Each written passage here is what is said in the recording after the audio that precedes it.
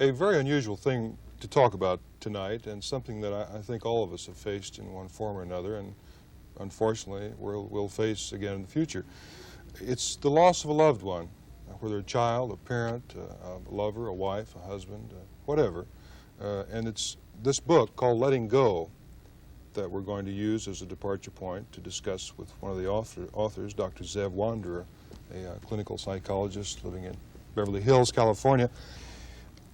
Well, it seems to me that it surprises me that this is probably one thing that almost everybody goes through, and yet there really is not that much literature about it, is there?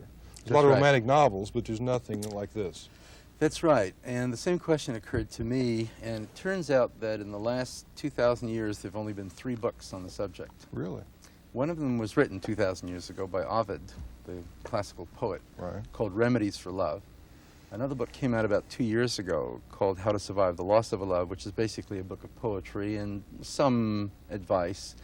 But it was only until about a year ago when my staff and I at the Center for Behavior Therapy finalized a program with an actual technology, a step-by-step procedure for helping people overcome loss, that we were prepared to put out this particular book. Now, we're talking about all kinds of emotional separation, sweethearts breaking up, a 20-year marriage, a child killed suddenly, a parent dying. Do they all share something?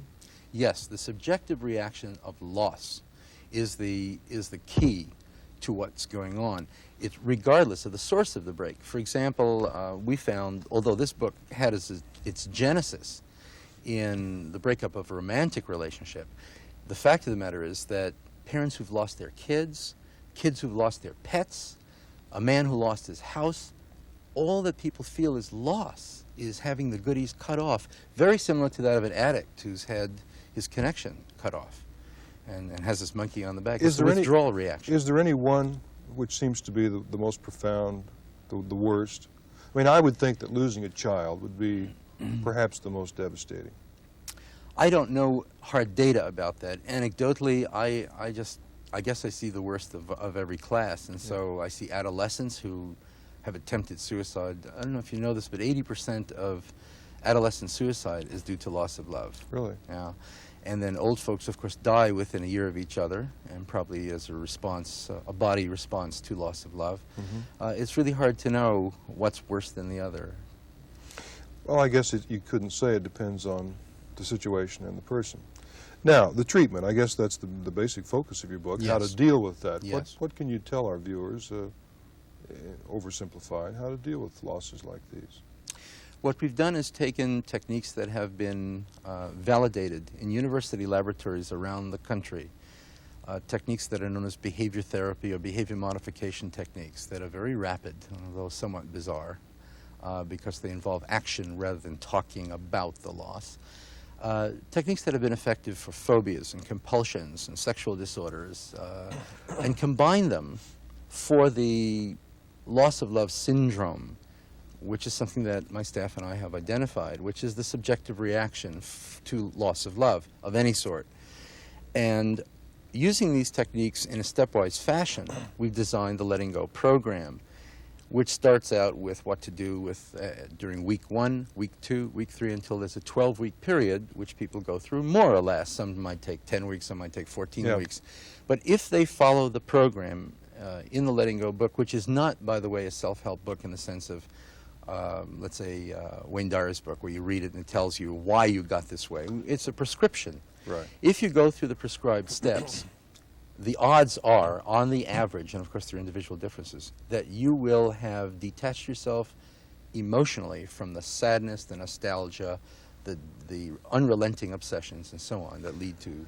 Now, you're not trying to say don't have the sadness and grief. It's my understanding that's a very important emotional catharsis, to have the grief, to let that out and go through the grief.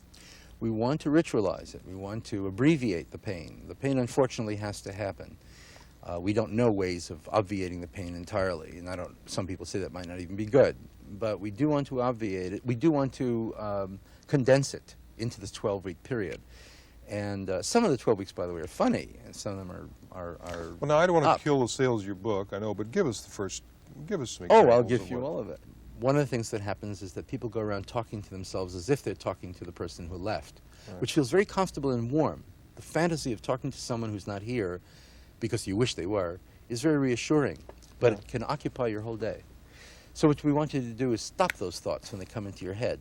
Well, thoughts are habits, like talking to yourself. And as everyone knows, the way you break a habit is by making it unpleasant. The way you stop biting your nails by putting some unpleasant tasting stuff on it. Yeah. We want people to get a little bottle of smelling salts at the drugstore. And whenever a thought pops into your head about the person who left, for whatever reason that person left, take a whiff of that smelling salts, and that's going to hurt. What people report, and this is a very well-documented behavior modification technique, it's a sort of self-aversion therapy. Sure. What people report is that the thoughts become infrequent. They just think less and less, Sure. as compared with people who don't do self-aversion techniques. We also recommend rotten eggs for those people who don't want to use smelling salts. You let an egg rot, dip some cotton in it, and put it in Now, the this is, of course, for the short term, because I think fond memories of somebody are not something you want to eliminate from your psyche. The memory will always exist. The analogy I use is this. You could see your flag, or a picture of your flag, when you're away in a foreign country. You can have one of two reactions.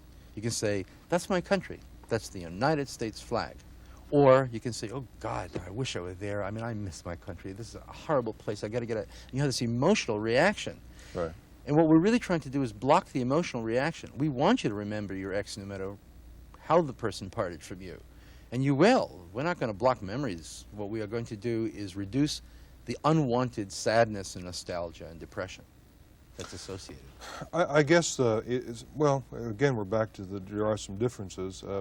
It is, well, I'll ask you, how different is it from, say, a divorce of 30 years and a death at the end of 30 years of marriage? I mean, at the very least, if you want to, you can see the person to talk to them if you're divorced. Death, of course, they're Okay, gone. we want to help people get on with their lives. That's essentially the message of the Letting Go program. We want people to get their lives together and continue living, which, you know, of course, if someone died, they want you to go on living. Sure. That doesn't mean that you will forget them. But how do you go on living if every time you see a picture of the person who died or the person who left, you cry? 5 years later, 3 years later, or you find a Valentine card or a love letter. That's really useless. No one wants that to happen.